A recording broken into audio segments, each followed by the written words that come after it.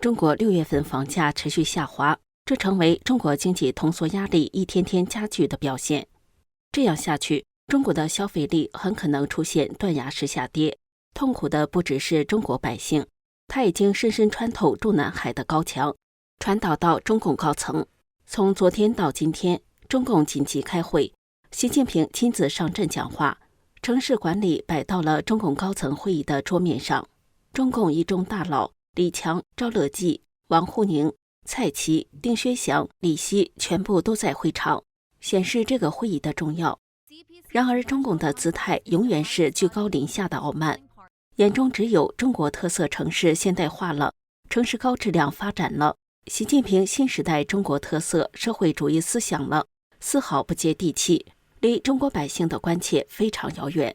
不过，会议提及的城中村和危旧房改造似乎值得注意，这是中共再度拥抱房地产的信号吗？全国拆迁户大上访的场面会不会重演呢？这里是大时局要闻透视，我是王真。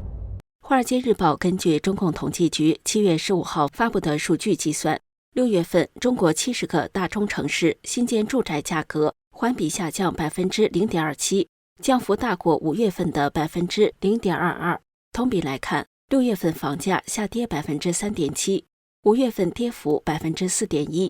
计算结果显示，70个城市中有67个城市报告房价同比下跌，与5月份持平。6月份中国有56个城市报告房价环比下跌，5月份为53个。投资、施工和住宅销售的数据也同样令人沮丧。今年前6个月，新建住宅销售额下降 5.2%， 1到5月期间下降 2.8%， 1到6月房地产投资下降 11.2%。 相比之下，今年头5个月的降幅为 10.7%。 房地产开发商新开工面积上半年下滑 20%， 1到5月降幅为 22.8%。 据彭博社根据其他数据计算，6月份住宅销售额同比重挫 12.6%， 为今年以来的最大降幅。上半年房地产投资下降 11.2%， 创下疫情爆发以来的新低。这就是说，中国6月房价继续下跌，楼市依旧萎靡不振。周二上午，万科集团宣布其上半年亏损可能高达人民币120亿元，其股价一度下跌 3.6%。 房地产价格下滑反映中国消费者信心疲软，这是中国经济不断衰退的根源。中共虽然也感受到经济衰退带来的痛苦，但总是开错方吃错药。14号到15号，中共中央城市工作会议在北京举行，党魁习近平在会上讲了话。中共会议强调了习近平新时代中国特色社会主义思想，走出一条中国特色城市现代化新路子。中共会议部署的城市工作7个方面的重点任务，还提到了城中村和危旧房改造，对老百姓关心的房地产问题轻轻带过。7月15号上午，中共统计局公布2季度国内生产总值同比增长 5.2%， 好像是中国经济放缓的速度并没有那么大。然而，经济学家警告，放缓幅度低于预期，有中共政策支持的因素在内，更多的是出口商抢出口效应。宝银资产管理有限公司首席经济学家张志威就说，中国在第2季度实现了高于 5% 官方目标的增长，部分原因是出口提前装运。抢出口效应在短期内虽然拉高了中国 GDP， 接下来的经济放缓可能就会卷土重来。野村证券中国首席经济学家陆挺团队的一份报告指出，上半年部分企业抢出口的行为会导致下半年出口增长动力减弱。更重要的是，中国房地产市场还在走低，去年启动的消费品以旧换新，对零售额的拉动也将放缓，通缩压力加剧，中国需求端可能出现断崖式下跌。需求不振成为中国经济的不治之症，这是源于中共体制上的问题。只要中共政权还在，中国经济就永远处于失衡状态。消费疲弱是中国经济中的最薄弱环节，目前情况还在恶化。中共统计局数据显示，6月份社会消费品零售总额环比下降 0.16%， 但同比仍增长 4.8%。对此，中共统计局副局长盛来运也承认，国内有效需求不足，经济回升向好基础仍需加力巩固。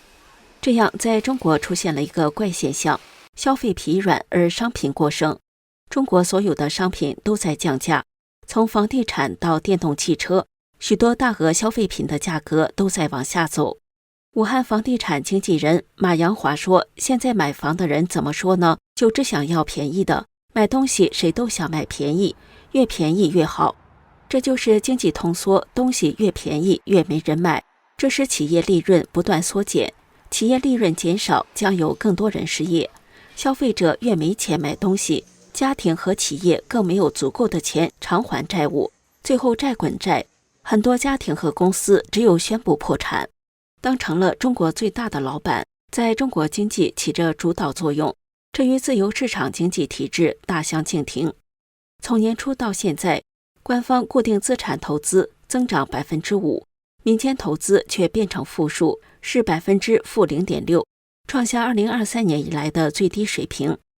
外国投资继续萎缩，萎缩的更是厉害，年初到今天的负数达到2位数，是-13.6%。习近平大唱特唱中国特色城市现代化，可一些提供城市交通服务的公司正在大亏特亏。城市公共自行车项目持续缩减，行业龙头永安行上半年亏损加剧。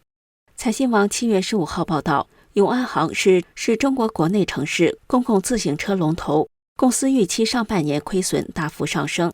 永安行7月14号晚上发布的预亏公告说，2025年前6个月，公司录得净亏损6200万至8000万，同比增长 694.63%至 925.33%。房地产已经成为中共的一个激励。中共一直想让经济从房地产的捆绑中摆脱出来，但现在可能别无选择，只能再次依赖房地产来支撑经济。眼下，中国正面临于2015年类似的挑战。当时，习近平推动煤炭、钢铁等行业的去产能，并展开一场去库存的房地产运动。各地政府启动了大规模棚户区改造项目。现在看来，类似的做法并非没有可能。自5月以来，北京已经承诺为城市更新项目提供更多政策和金融支持，包括改造上世纪90年代建造的老旧住宅楼，这有助于提振今年上半年已再度下滑 11.2% 的房地产投资，并希望带动购房需求。中共中央政治局通常会在7月底召开会议，重新调整下半年经济优先事项。中共高层的政策调整将反映出他们对当前经济挑战的担忧程度。他们深深被经济衰退刺痛，重提城中村和危旧房改造，是要走回房地产依赖的老路吗？这一次，中共能拿出真金白银补贴拆迁户吗？还是会再度重演拆迁户大上访的壮观场面，让中共各级政府忙得不亦乐乎呢？这里是大时局要闻透视，感谢您的陪伴与思考，请订阅、分享并打开小铃铛，一起在动荡中坚守真相，在黑暗中点燃希望。